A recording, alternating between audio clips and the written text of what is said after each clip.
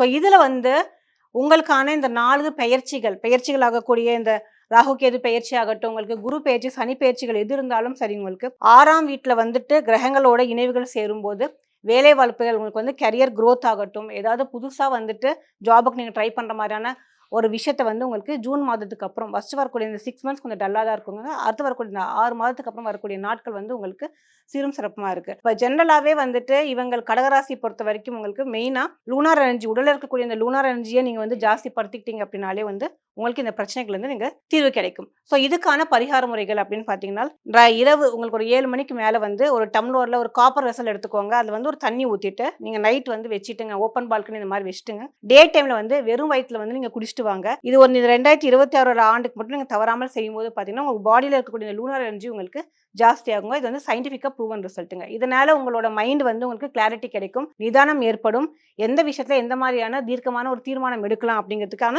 உங்களுக்கான பரிகாரங்கள். ஸோ இந்த பரிகாரத்தை நீங்க மேம்படுத்தி இந்த கடகராசி 2026 கடகராசி நேயர்கள் எல்லாருமே இதை ஃபாலோ பண்ணிட்டு வந்தீங்க அப்படின்னா உங்களுக்கான ஒரு தெளிவுகள், எடுக்கக்கூடிய முடிவுகளையும் நீங்க வெற்றி பெறலாம்.